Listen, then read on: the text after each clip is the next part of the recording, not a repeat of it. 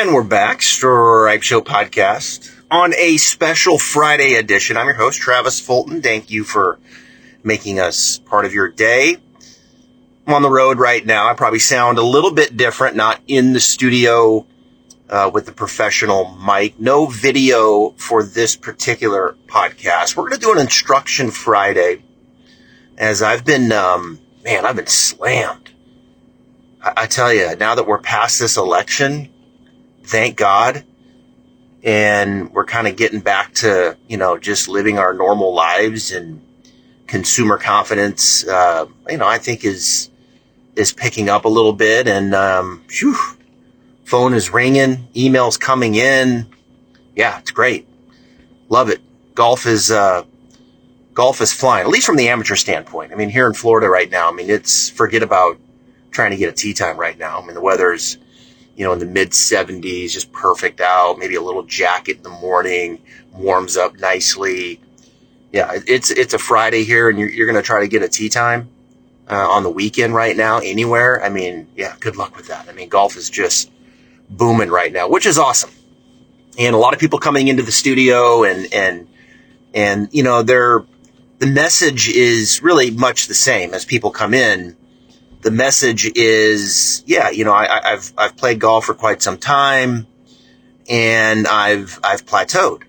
My ball striking has plateaued, or if anything, I'm getting worse over the last couple years.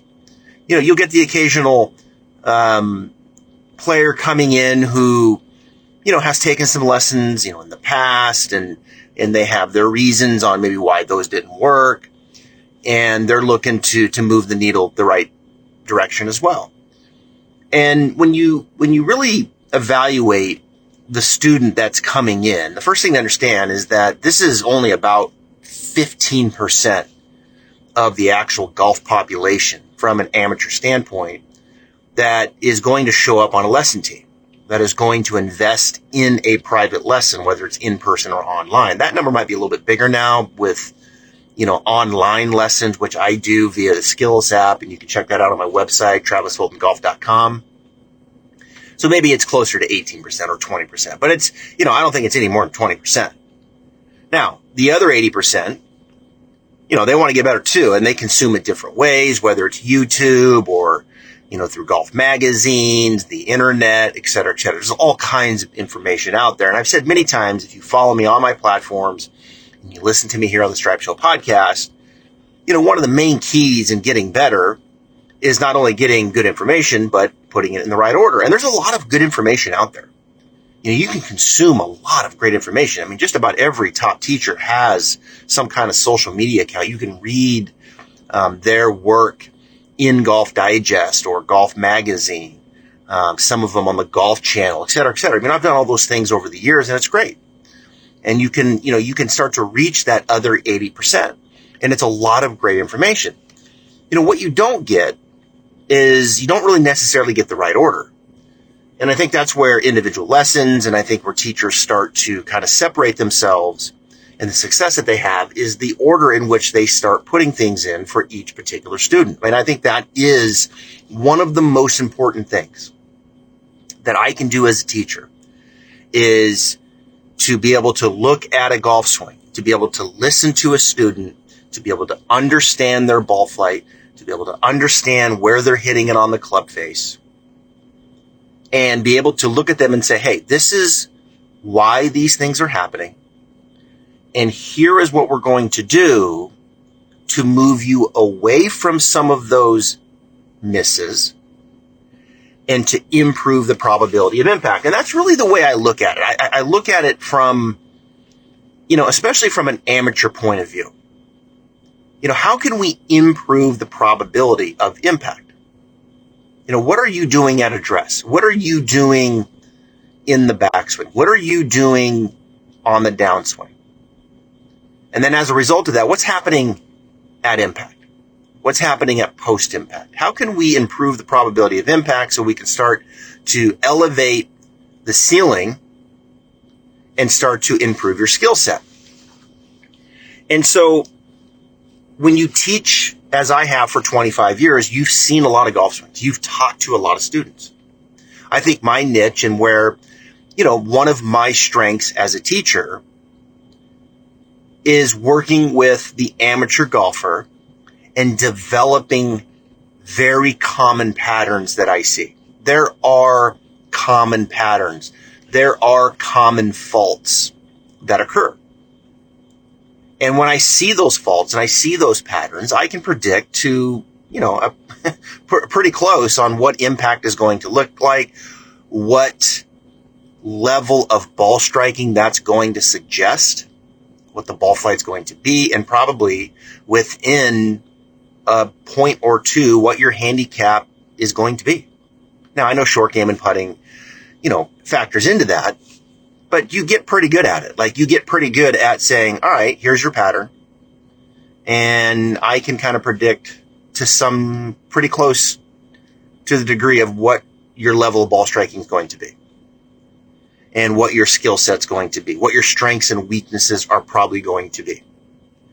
And so I feel like I've become pretty good at identifying those patterns, those flaws, and giving people the right information, putting it in the right order to develop those patterns and to fix those flaws and to improve the probability of impact. Now, one of those patterns that I see a lot, and I bet you of the 8 or 9 new students that I've seen this week, 6 of them had this pattern.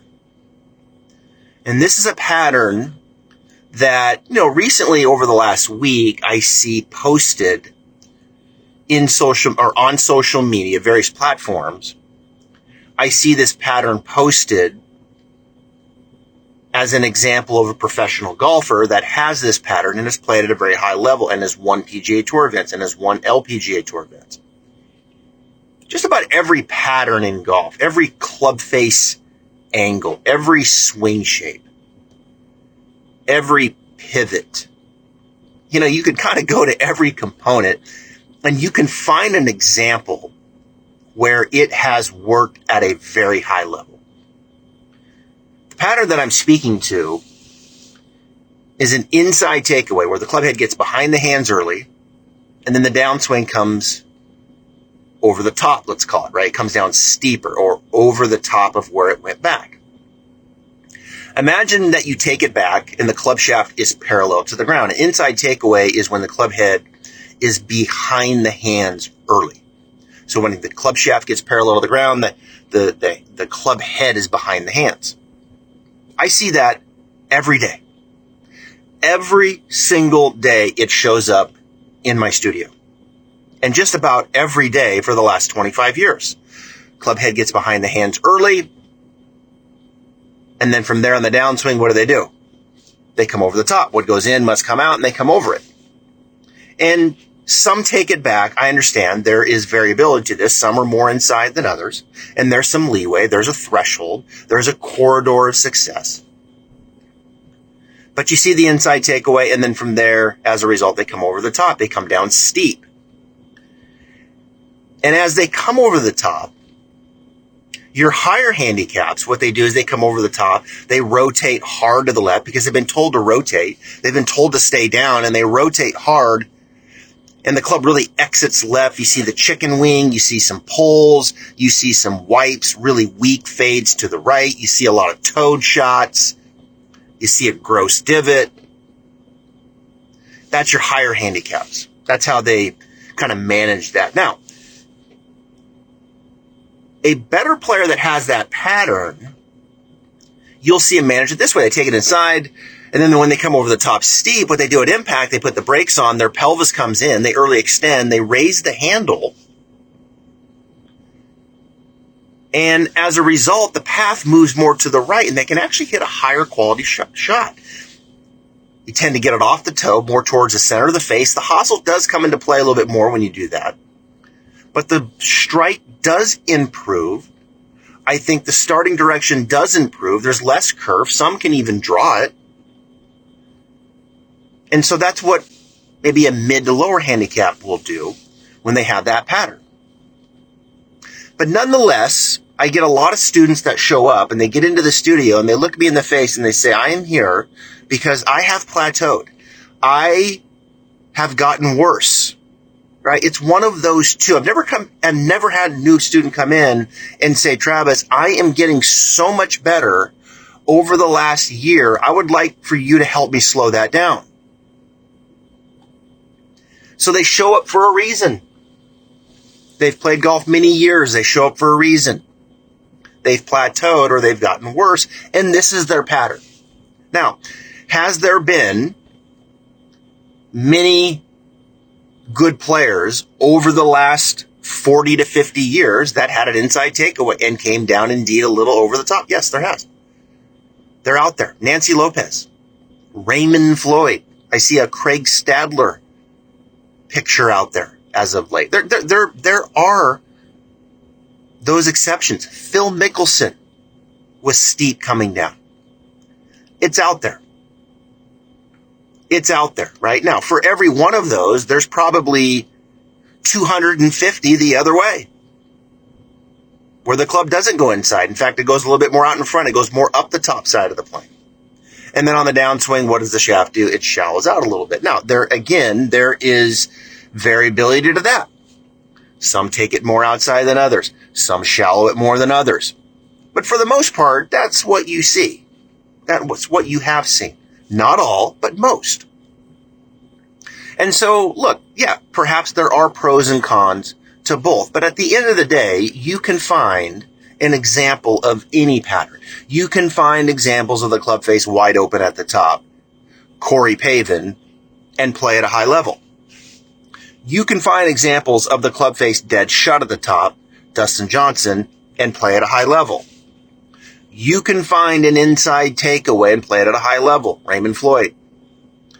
You can find people who take it way outside, Matthew Wolff, and play at a high level.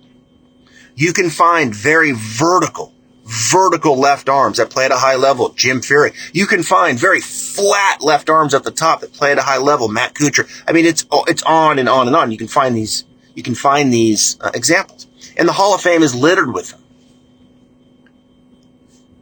And so the question becomes, based on that, based on the positioning that I see from a lot of teachers that post these pictures, these videos, and say, see, this guy can do that and wins. This guy can do it and win at the PGA Tour and win a major championship. For all of those out there that like to shallow it, see this? He takes it inside and steepens it a little bit. I don't know where that gets us. You know, I really don't. I don't know where, as an industry, where that gets us. I think from a teacher standpoint, for me, the way that I look at it is I try to let myself go there and understand those patterns and be able to work with those patterns when I need to, right? If Raymond Floyd shows up in my studio at the age of 28 with that pattern, am I going to change it when he's one of the best players in the world? I'm probably not.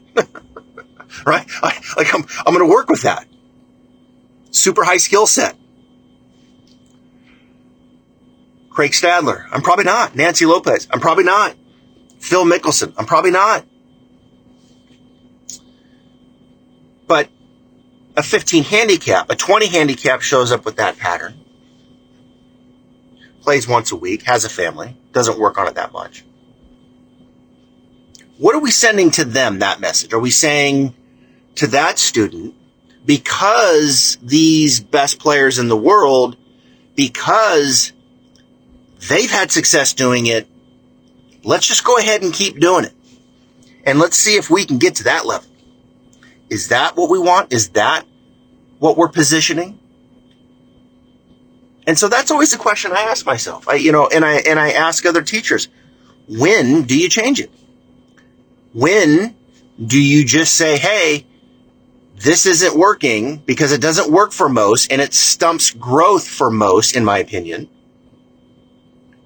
But because a handful of top players do it, you should just probably go ahead and keep doing it. And let's see if we can kind of work through that a little bit, maybe work on impact and those kinds of things that you're doing to maybe compensate to some degree. See if we can clean up some of those things and just do the very best that we can. Even though that you just showed up into my studio and have paid $225 for a lesson, I'm just going to stand here and cheerlead based off of this inside over the top takeaway, because there's a handful of players that do it.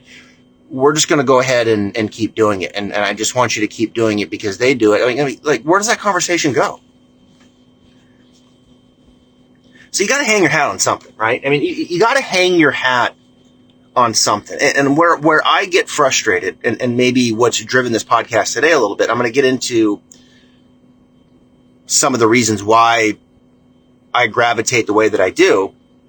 But I get frustrated when I just see post after post after post that just, says, hey, look, here's a particular pattern.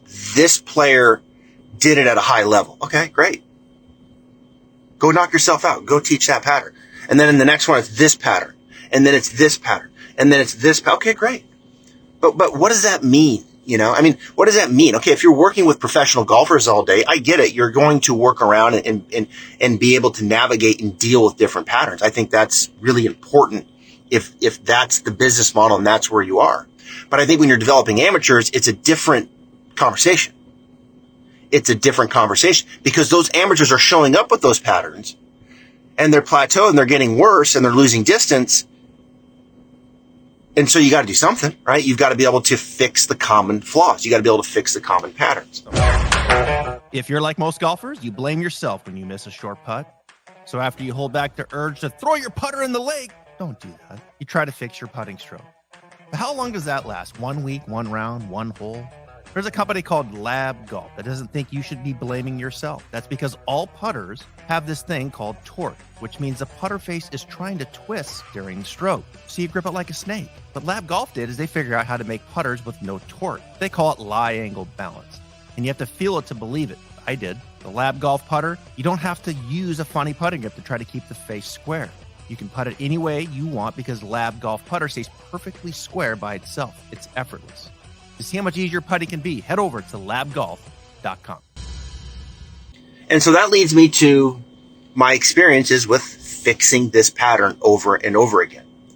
I've been fortunate enough to build a really cool studio here in Ponte Vedra, and it's been awesome. It really has been, and the response has been fun. And I'm as busy as I've been teaching, and we've got a great after-school program, True Specs in their club fitting, my partner in Lab Golf, and their putters, as you know, are just, as I've been, preaching on here for 2 years, are just fantastic. We had a huge event last night in the studio with a company, 15 employees, some customer. I mean, just fun, awesome stuff. And so I'm very fortunate to have a studio in a great spot in Ponte Vedra and doing well. And my lesson book is as busy as it's been in a long time. And one of the reasons that I think I've been able to afford this studio and been able to have some success is to be able to fix this pattern and to be able to elevate the ceiling of the amateur golfer because of, as I shape this pattern differently, it allows them to hit the center of the face more. It allows them to hit a longer iron. It allows them to hit their driver better, 3-wood, longer, straighter. It elevates the ceiling and improves the skill set. I've seen it over and over and over again. And I believe in my heart with amateurs, if I just let it go and I just say, hey, just keep sucking it inside and coming over the top, like, hey, let's work around that. Like, I'm not able to develop that player at the amateur level as much as if I didn't change it. So as I said before, what I see over and over again is the clubhead gets inside. Now, sometimes the clubhead gets behind the hands and the face opens in conjunction with that. Sometimes it doesn't. Sometimes it stays square. Sometimes it closes. If you take the clubhead inside behind the hands and you open the face, good luck. That's all I got to say. And in my opinion, if you show up and you're a mid-handicap and you're a high handicap and you're taking lessons and that's not being addressed, run. Now, if you take the club head inside behind the hands and the face is square or maybe even a little shut, all right, a little different. Okay, we'll keep the conversation. Let's see a little bit more of the picture here. but I see an inside takeaway. Here is the reaction that I see. Number one, the body quits turning because the club head's behind you so early, the body doesn't turn. It doesn't turn to its full capability. We tend to get cut off with the turn. In fact, sometimes we sway, right? The hip sways. And as the hip sways, sometimes the spine starts to take on a little bit of reverse spine angle. So we get into body faults. I also see the left arm get very upright. Club head gets behind in, body doesn't turn, left arm goes straight upright. So we don't get a lot of depth in the left arm. And all these things then inevitably, what do we do on the downswing? What goes in then has to come out. And as we come out and we come over the top, the shaft oftentimes steepens. Not always. Most of the time, the shaft's going to steepen. We don't have much weight shift. Club comes down in impact. We stay down in flexion. And we just wipe across it to the left. That's the high handicap. They wipe across it to the left. Oftentimes a big divot. Lots of pulls, lots of wipes, lots of clankers off the toe. Depending upon the club face angle, can vary how much that ball is going to curve. But I see it over and over again. I've seen it, a million times. The better player inside, over the top, as I mentioned, they won't just rotate and stay down aggressively. What they'll do is they'll actually stop turning, early extend, the pivot will move towards the ball, and so many feel this, high handle, and they manage the path in the face better. Usually that's a little better player, and they can hit longer clubs better. A even better player yet will take the club head inside, and then when they bring it down, they'll keep it inside. Right? And usually that player, the club face is a bit more square to close. They kind of let the club head come in. It's usually not a lot in, but they'll keep it, and then they'll kind of keep it in behind them, and the path will drive a little bit more out to the right, and they'll hit a lot of push draws, and that oftentimes can really get down to a low single digit. That's an easy fix. But nonetheless, this player shows up into my studio, and they have had enough. So you got to change it.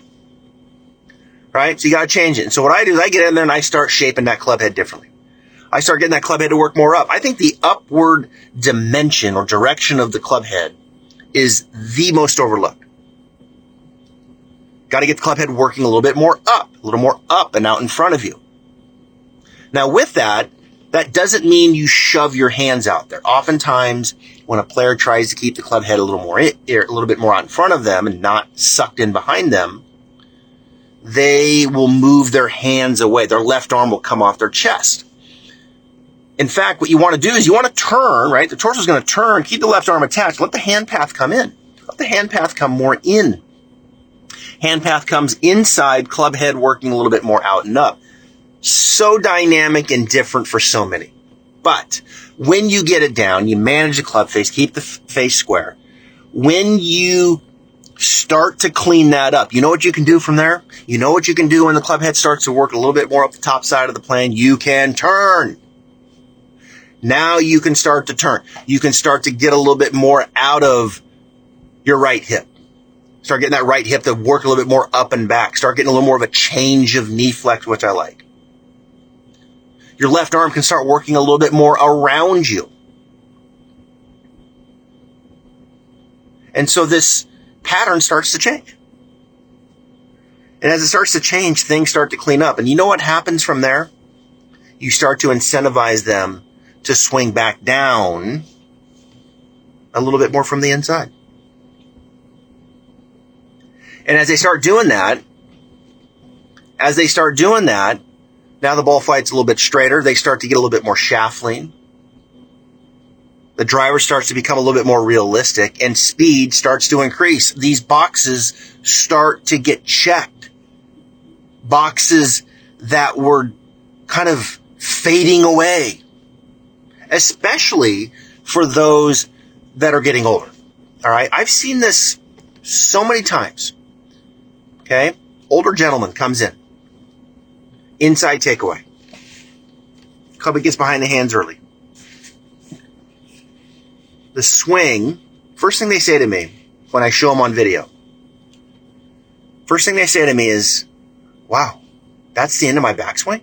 That's as far as I've taken it back? The swing gets shorter because they don't turn. They can't turn. It's behind them. They stay down in flexion. There's no hip turn, change of knee flex. Their spine doesn't extend. And pretty soon, the swing just erodes. I call it the old man syndrome in golf. The swing just erodes. There's no potential energy. And then they're trying to jump at it on the downswing, and they're just trying to do the best they can with the cards they're dealt in the backswing. And so the probability of impact is so eroded. I mean, they got very little hope. And so as I show them that, look, let's get the club a little more here. And then from there, now I can show you how to turn. I can show you how to be a little bit more dynamic with your turn. Show you how to get a little deeper in your right hip, change of knee flex. Show you how to extend your spine and all those things. And as they start doing that, they're like, wow, look at how much longer my swing has gotten. And so when I say to people all the time, I lengthen out more swings than I shorten, the reason for that is because so often I'm fixing the inside takeaway. You've got to hang your hat on something, I think, as a teacher. You've got to have some kind of voice. I don't think that voice, and I don't think that message is for everybody. I don't think it's for everybody. I don't think this message and what I'm talking about is for every single professional golfer. I don't.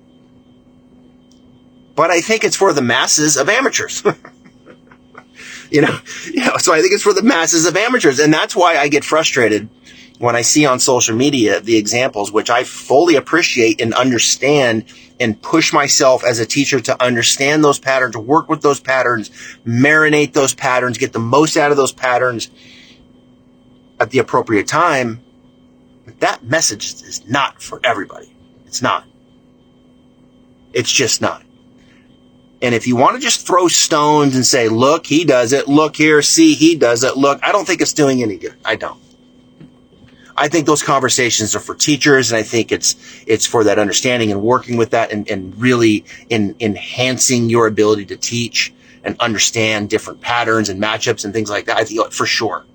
But for the masses and amateurs who play once a week, once every other week, and they have these common flaws, and this one in particular we're talking about is when the club head gets in behind the hands early, and then from there they come over the top, shaft steepens, and then they have to accommodate that. And let's just say, call it matchups to that. You're doing a disservice for most if you just let that go because Craig Stadler did it. So we've got to be careful. And I think as I continue to teach and I work on these patterns and I continue to develop them, I really feel like this is my place in this industry. This is what I'm good at. I'm not good at everything in this industry. I have opportunities to improve in so many areas, but where I become very efficient is fixing specific patterns for amateurs and developing them. And one of those patterns is what we're talking about here today on the podcast. So let's go back to a couple of the students that I've had this week. One of them, older gentleman, inside takeaway, clubhead gets behind, no turn, hands barely got up to the right shoulder. He comes down a little over the top, hit it pretty straight. Didn't create a lot of speed. His reason for being there was he hits it on the toe a lot and he's lost a lot of speed. And his thoughts to me were, look, I know I'm getting older and I'm losing speed. Maybe that's just what it is. And I show him the pattern and I said, do you have any limitations? And he had, a couple little things here and there. And his concern was, gosh, I'm not sure if I can turn. And so I said, look, let's clean up this first move. Let's get the club a little more on plane early. And then let me show you how to turn. And once I got the club head a little bit more out in front of him, he started to understand, okay, I got to get now this around me, right? Like it's out, the club head's working a little bit more up the top side of the plane. It's a little more out in front of me. Now I got to get it around me. Okay, now I got to turn. How do I do that? So I started to show him. And all of a sudden, the swing starts lengthening out.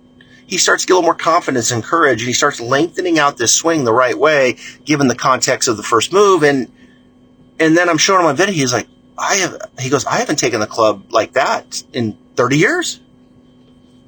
His swing just continued to erode because the club had got in behind him, and he's just trying to, manage it. Old man syndrome. And so off we go with him. He started hitting better. You know what he started to do right at the end of the lesson? He started, the first 30, 40 minutes, he was right on plan early. He started to really turn. Took us 20, 25 minutes to really get him to understand the turn, understand how the lead arm can work around him now. And then right towards the end, he was like, you know what? I feel like I have room on the downswing to bring it back down a little underneath and feel like I hit it a little more towards the second baseman. And it was just beautiful. He hit it right on the center of the face. The ball started 3 yards right, had a baby draw, about another, 9 yards of carry. I mean, it was just awesome. The other guy, okay, the other guy came in, and he was a little better player, and he said to me, look, I early extend. And I said, okay. And I said, what do you mean by early extension? What does that mean to you? And he's like, well, I feel my pelvis coming in, and I feel myself standing up, and, and I'll occasionally hit it towards the hosel. Okay. And so I show him, and it's a pretty dramatic inside. I mean, it's underneath. Gotta come over, right? So here he comes. He comes over it. Club, just, it's not like crazy over, but it's over. And then as he puts the brakes on and he stands up, and look, he was, he was managing it pretty darn good. Hosel in play. Really couldn't, really struggled. He really struggled with the driver.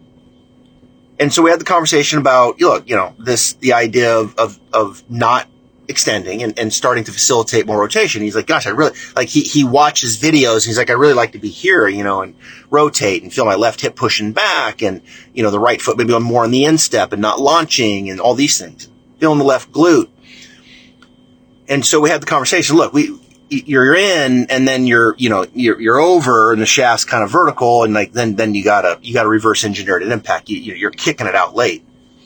And so we worked really hard on kind of changing the first move. And he was a player who, when he went inside, the shaft was very horizontal. Like he rotated the shaft, got it, kind of laid off, and then it got vertical and over the top. So, we had to really work on the first move. The club had definitely more out in front of him, but his hand path much more kind of inside, and the shaft felt very vertical to him. And the reference that he made to me was Matthew Wolff. Feels like Matthew Wolff. And it's amazing how many have to feel kind of more like Matthew Wolff, like the hand path in, club head a little more out and up. Now, of course, Matthew's got the shaft tipped over. I mean, that's an exaggeration. They feel like that. They don't look anything like that, but they kind of feel that way. And then I tell him, okay, what are you going to do from there? He's like, well, the shaft, the club's got to go back behind me. I was like, exactly. And so it was unbelievable. I made his grip a little stronger. Got his grip a little stronger, got the hand path more in, got the shaft kind of, a little more vertical. He started turning better. And then in the change of direction, you could see the shaft start to pitch back. And then, towards the end of the lesson, I was like, okay, if this is kind of what we're doing, now we can, now you can start to rotate. Now you can start to rotate and not clank it on the toe or hit it on the hosel. You can start to turn. The club's going to turn the corner, hand's going to return, a little lower and closer to you. And the center of the face is going to be a little more exposed. So, the picture, you could see the picture started to evolve as he changed the backswing dynamic, which then kind of changed the downswing dynamic, which then kind of facilitate rotation. And I'll finish with this. And I know I'm kind of, moving on here a little bit, but this is an important thing. And I think, the message that I have there's a lot of teachers that listen to this, and there's conversations to be had, I think, in groups as a teacher of understanding different patterns and matchups. And, and those types of things. There's no doubt. It's going to make you a better teacher. But there's also a service to fixing the common mistakes in amateur golf and what that suggests in the way of improving skill set, improving the probability of impact. And this inside takeaway, this club head behind the hands early, is just all day, every day I see. And people come in my studio and they're like, I'm done. I'm plateaued. What do I need to do? And oftentimes the conversation starts right there. And as you start fixing, it fixes, it really does, in my opinion, start to clean up a lot of things. But you know what it also starts to facilitate as you change this pattern and promote? It promotes rotation. It promotes a better turn, a better windup in the backswing. And then as the shaft is more on plane going back, and then the shaft kind of shallows a bit coming down. It doesn't have to be a huge shallow. No one's saying it's got to be this big, dynamic, crazy shallow. No one's saying that. It's just saying that the shaft's going to pitch maybe back toward a bit horizontally, work maybe just to what feels like a bit more underneath where it went back. You know what that promotes coming down? Rotation. It promotes rotation. It allows you to open up. It also allows you to be more dynamic with your spine. It allows you to lengthen out your swing. It allows you to, kind of maximize your club head speed, especially as you get older. So enough with just throwing stones and saying, look, this person did it. He won 5 times in the PGA Tour. I think it sends the wrong message. I think you got to have a voice. You got to hang your hat on something, but you also got to be willing to understand different patterns. I get that. But for me, I will go to the grave. I will go to the grave fixing this pattern for most amateur golfers. All right, that's enough. Thank you for being here. Stripe Show Podcast. Have a great weekend, everybody. Thanksgiving is near. Christmas. Happy holidays. I appreciate your support. We'll see you next week.